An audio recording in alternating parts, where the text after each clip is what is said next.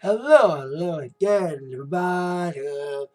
Zack Attack is here by WWE Raw review for tonight, Monday, August 24th, 2015, the aftermath of WWE SummerSlam once again taking place on the scene of last night's SummerSlam, the Barclays Center in Brooklyn, New York. Now, after the 4 hours SummerSlam, which the 4th hour may have not been necessary, of course, the review of that from my point of view is on this channel. The War after SummerSlam almost felt like a War after WrestleMania. Crowd was pretty good for most of the night, even though they trolled the Divas match. Kind of deserving, but not too much. There was a lot of great moments that kind of made you feel like it was the War after Mania, with a debut of a new member of a certain family, plus two big returns. A return of a famous tag team that we've been waiting to see since one of the members returned at the Royal Rumble. Plus, return of a man that's been rumored for the last couple of weeks. We thought he was going to be at SummerSlam, but tonight, a certain icon made his presence felt tonight on the Raw after SummerSlam. Heading down now to Night of Champions. Now, of course, let's get down to business. With the start of Raw with two men, should I say, that are really angry after the ending of SummerSlam. Opponent is more angry about that ending than the fans were. Brock Lesnar and Paul Heyman came out to start off Monday Night Raw. You know what happened? The ending of SummerSlam. I think they're trying to go for a screwy ending. I said in my review last night, it didn't matter if the ending was a real fucking mistake or the ending was to set up a third match. I don't care if it was scripted or not. It wasn't the best way to end SummerSlam. It was convoluted. But I know what they were trying to do. You know, having Taker tap out and Taker pin at the same time. Only one of Lesnar's shoulders were down, though. And I saw what they were trying to do looking back on it, but I still thought it was a bad way to end the pay-per-view. I know they're trying to set up a third match, possibly, maybe in WrestleMania 32, but it is in Texas, Taker's home state. But I did like the match, though. Better than Mania 30, but then he kind of spoiled it. So Heyman came out saying that the world saw it, the timekeeper even rang the bell and saw it, that he saw Cena tap out. That when Taker tapped out, he admitted that Lesnar was a better man and wrestler than he was. He put out another great promo yet again.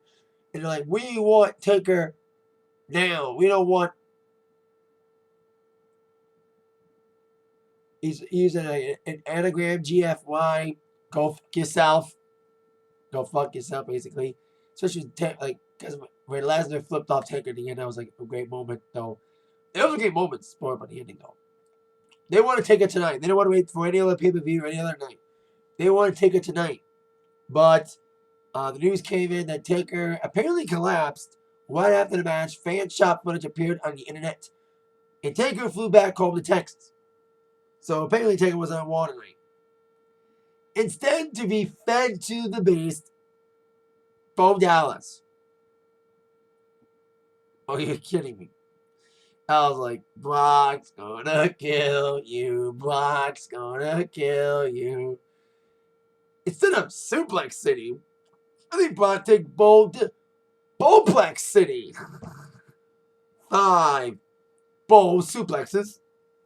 And of course the F5. And the fans are just eating him like one more time. And he just let Bo have it. Imagining that Bo was the Undertaker. But as he gave him the F5, Heyman said, Brock Lesnar, please, please.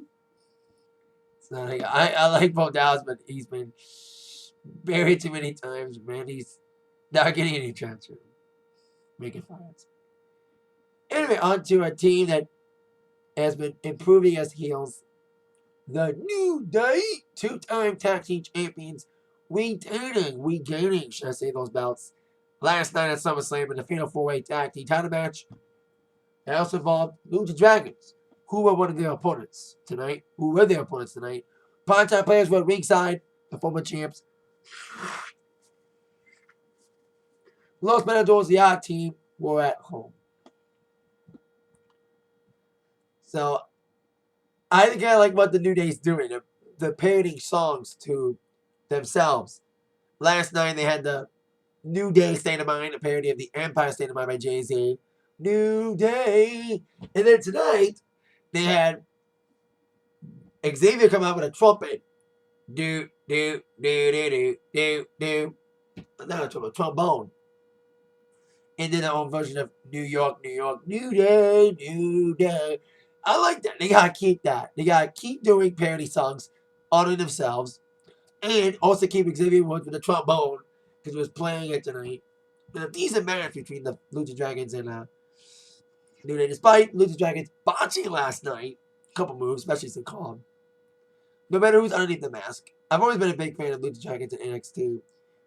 I hope they get some proper booking. The tag team division's been up and down, but with a certain team returning, we shall see. But Lucha Dragons look good in a match with some big double team moves. With Kalisto looking good. Even Sin Cole looking good. But then after a big move from Kalisto on the Kofi, Biggie broke up the count, setting up the big double team finish in the 1-2-3 victory for the New Day. And when they were pinning Kalisto, Xavier was on the horn, trombone, playing taps. That was a fitting touch. So as they were celebrating, boom, boom, boom, fireworks went off. A sight we would think we would never see again in a WWE ring. The return of the Dudley boys. Bubba Way, not Brother Way, not Bully Way, Bubba Way. Dudley and Devon Dudley returned tonight in Brooklyn to a big ovation to attack the New Day. Now, we saw Bully Ray return at the Royal Rumble earlier this year that sparked people wanting to see the Dudley Boys back in the WWE. Even Dudley Boys said they wanted to come back to WWE, but they didn't want to give them a chance.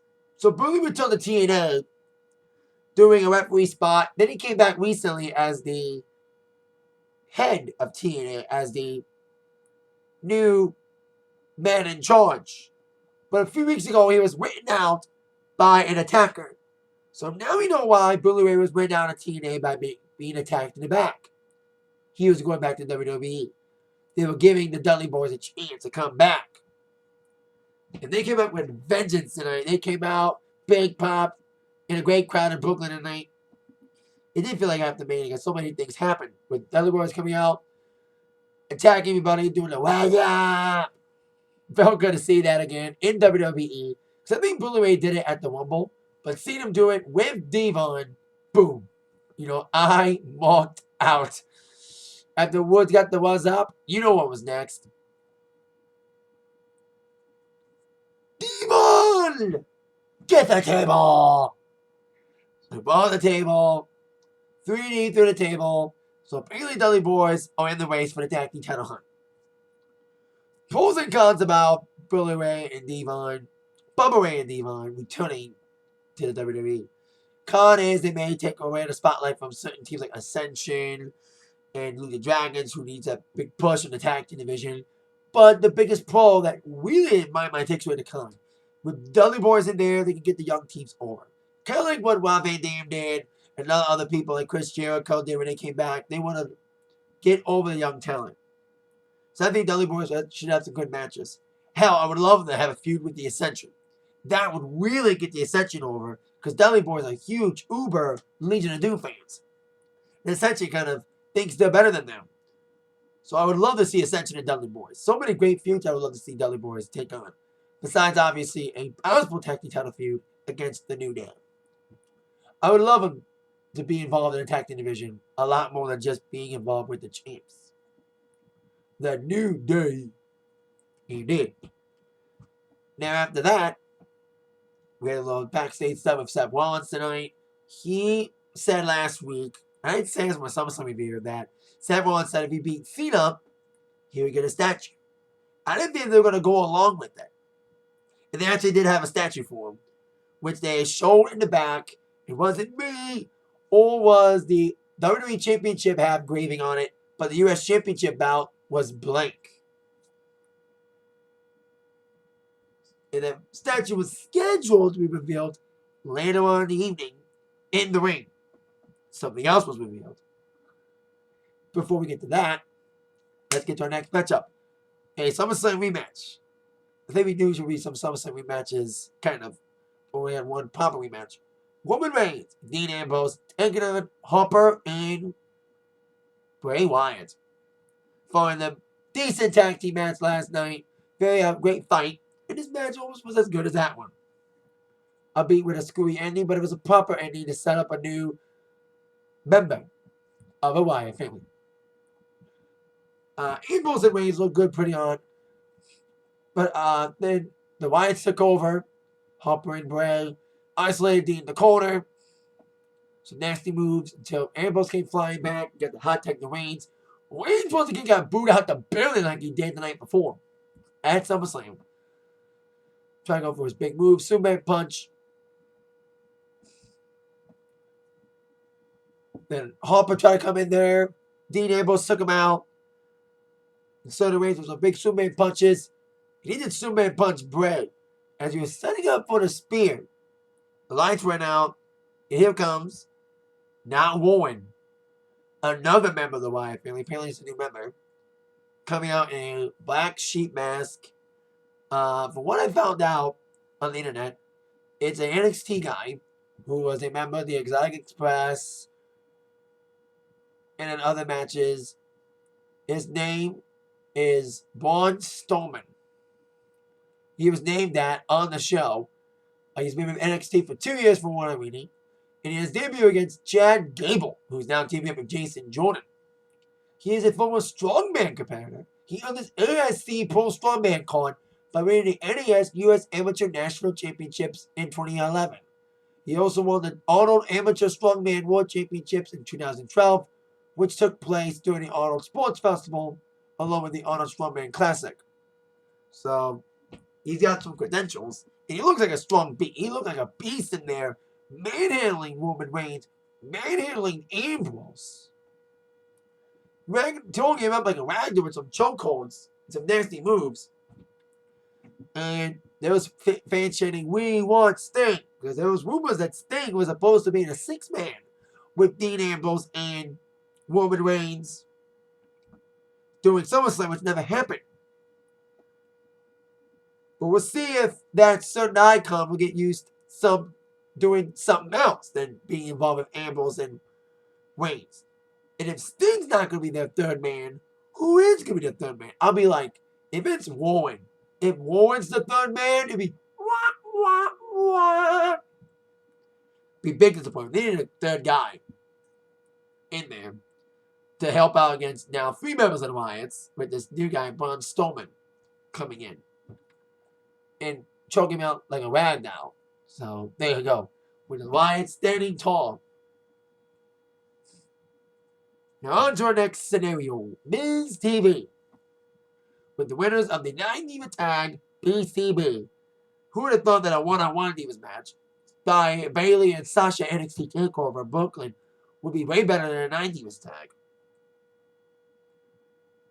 Anyway, BCB came out with Miz TV and there was some disparaging remarks, but especially aiming at Charlotte, who of course is the daughter of Ric Flair. Miz kind of was mentored by Ric Flair for a while, and he had some great statements. Like, he had a little back and forth.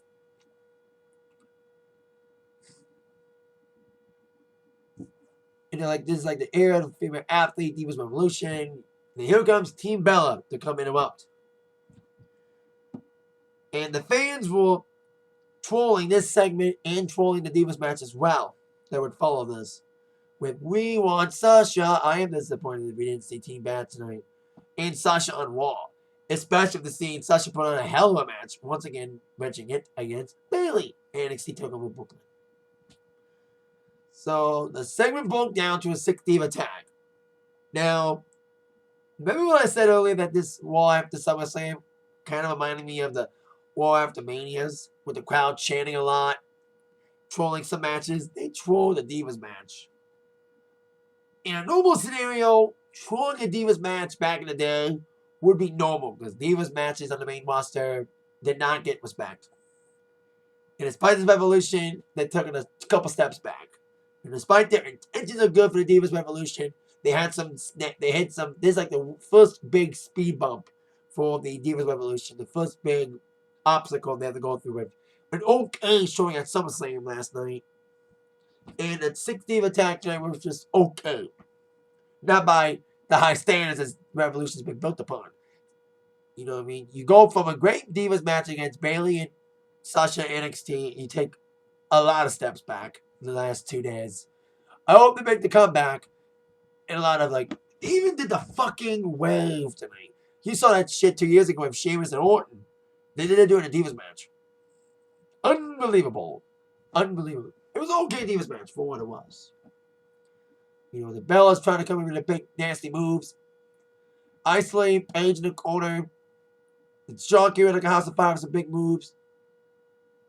But then Becky came in. Got the tag, but got taken down.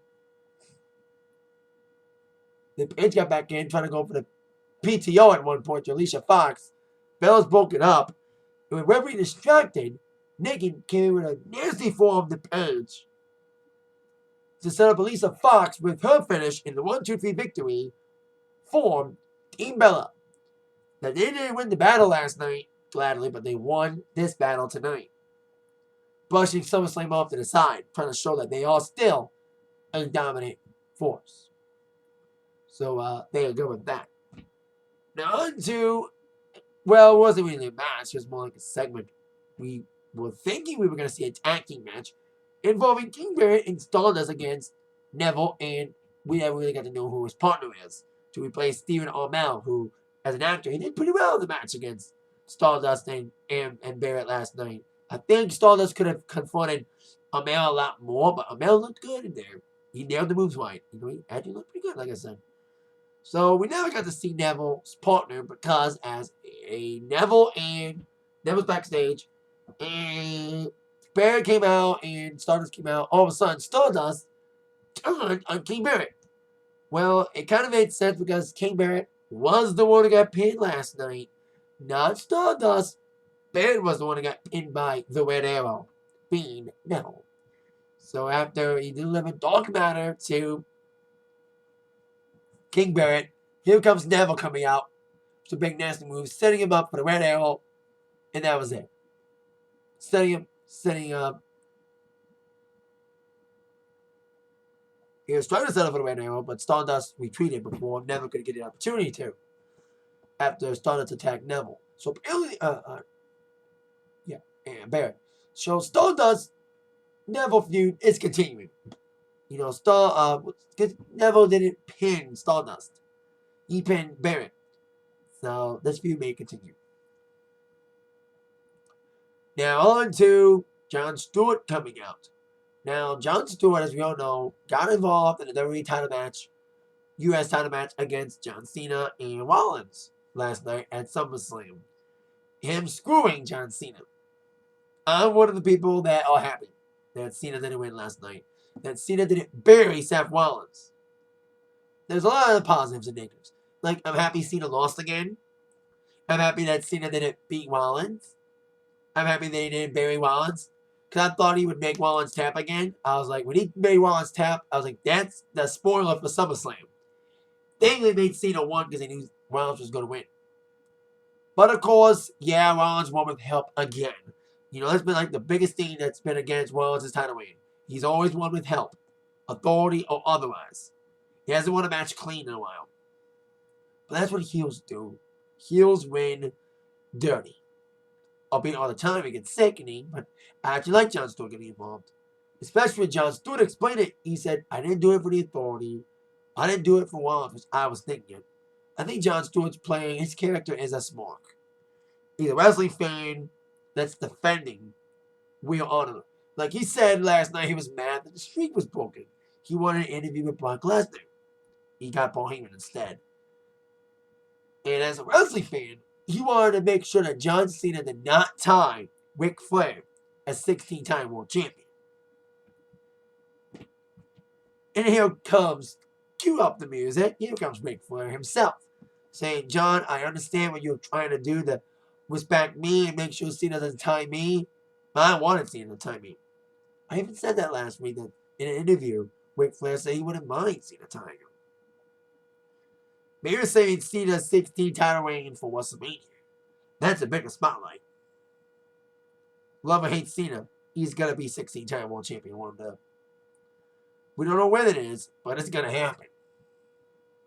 So as Flair and Stewart had their conversation, here comes John Cena. Saying, Stewart, I see where you're coming from. You know, you're trying to be a fan. Trying to respect Ric Flair, but you know what, John? You know what you did? You made Seth Rollins hold 2 titles at the same time. The U.S. title and the WWE title at the same time. Especially since Cena had a great U.S. title win. I'll give him credit. And I hate to say this, Cena's win as U.S. champion was a little better than Rollins' title win as WWE champion thus far. Because Cena's been fighting people that deserve shots and the other thing. Cena's matches ended clean. I even said that when Owens defeated Cena at Elimination Chamber, I said, if Cena can lose clean, Rollins can win clean. So, you know what I mean? So, as this conversation went on, Cena's like, Stewart, you did what you had to do. I had to do what I have to do. EF you, John Stewart. He had to do an adjustment. The only time I'm going to say it, EF you, attitude adjustment, whatever you want to call it, John Stewart. And I'll give Stewart credit for taking that bump. And he's a wrestling fan. When he had his facial expression, I think he was smiling a little bit because he's like, hey, I just got FU'd by John Cena. I got physical in the ring because he's a fan. You know, he's a legit fan. So, there you go. The Stewart-Cena confrontation. And Cena wanted to get his hands on Rollins tonight and get involved in the celebration of Rollins. But it was thrown out by the Authority just moments before that ceremony. I was like, if Cena's not going to interrupt it, who will? We shall find out. Before we get to that, we got ourselves a main event. 8-person tag, 8-man tag. Involving Rusev, Kevin Owens, Big Show, and Sheamus teaming up against Dolph Ziggler, Cesaro, Wyatt, and Randy Orton for 8-man tag main event. Especially with so many guys in the match, especially like guys with limited mobility. It was okay for what it was. It was a decent 8-man tag. You got Cesaro and Owens getting in there with each other. And Big Show was kind of dominant throughout the match. He was like isolating people in the corner and really like dominating people because he's the giant. Please retire. But then Rusev had a chance to get in there, deliver some big moves, and got distracted a bit when Lana and Summer Rae once again got it on outside the ring. After Summer slapped Dolph Ziggler in the ring, here comes Lana coming in, and the catfight began. So after Dolph got isolated by Big Show and Rusev, here comes Wyatt with the tag. Coming in with the House of Fire until he got nailed down by Kevin Owens. And all the big moves came. The swing came in from Cesaro. Wyatt trying to go for the meat hook. And Sheamus got back in to take out Orton. Big Show was trying to set up for a knockout punch to Orton. But then Sheamus got hit after Orton ducked it. With Sheamus woozy from the knockout punch. OKO to Sheamus. 1-2-3 victory for Orton and company. And the heel team was not too happy with Big Show after he inadvertently knocked out Mr. Sheamus. As Rusev and Owens was talking bad at Big Show. Big Show turning face again. I don't care what he does. Big Show changes more times than more can he. It don't matter if it's a heel or babyface. We don't care what Big Show is anymore. We don't even care what he is anymore. That's how much we want him to retire. We don't care if he's babyface. We don't care if he's a heel. He changes his character like a girl changes clothes. Sorry to reference a Katy Perry song, but that's a DJ in me. A DJ that's an actually wrestling fan. So the Big Show shoved down both Rusev and Owens. And they left the ring in disgust. After kicking Big Show, and setting him up with a cannonball after Big Show shoved him. So after Big Show was laid out by the cannonball splash and Rusev's kick, the good guy team, or the company, was still outside the ring. They were going to capitalize on this misfortune of Big Show. The moves started coming in with Ziggler delivering a super kick. And then Sheamus was still out of everything. Cesaro and Ryback lifted Big Show up to set up an RKO on the Big Show for Randy Orton. Decent spot though. They said it best on the commentary. Ugly but effective. So there you go. That's how we ended the main event tonight. So now on to our last segment. Wins involved Triple H and Stephanie coming out to honor Seth Rollins. I like what Triple H did using Cena's catchphrase against them, saying that for a man to be immortalized in bronze, you have to have hustle. You gotta have loyalty. You gotta have respect. And that's Seth Rollins. That's a troll for you. So that's when Rollins came out. The curtain was on a statue, apparently, and Rollins is very self-controlled. I did not think they were actually going to go through with that statue. I thought it was just using it for storyline purposes. You know what I mean? I didn't know they were actually going to go with the statue. And Rollins was like, thank you. I am no longer the future. I'm glad they stopped calling Seth the future. He's already the future. He is the present. Or I should say, the man. Because he said, John Cena was the man. And to be the man, you got to beat the man. And I am the disease cure. That Cena was a disease. And I did say that. I agree with Seth Rollins. And I thought that Cena's point he made last week in that promo, that Rollins was going to be a footnote. I'm glad he's not. I'm glad he wasn't a footnote. Well, he could be now. But we'll get to that in just a few seconds. So Seth Rollins is in celebratory mode with Cena not being able to interrupt him. He was able to enjoy his statue reveal in peace with no interference. Or so he thought. Up drops a curtain, and instead of the statue, it's Sting! There was rumors all day about Sting showing up at Raw. And when I didn't see him show up for I thought he was going to come out to save Wayne's and Ambrose. I said that earlier. I thought he was going to come out for them. To set up a 6-man against the 3 members of the Wyatt family that are champions or something. So after I didn't see him come out for Ambrose and Wayne's segment, I was like, maybe he may not be here tonight. Because I said in my Attack Sports today, when it comes to Sting rumors about him showing up tonight, I believe it when I see it. But then I was like, wait a minute. Sting could get involved in the statue reveal. And that's when Seth's like, the authority, you being around, you're better. It's best that you're around. You know what I mean?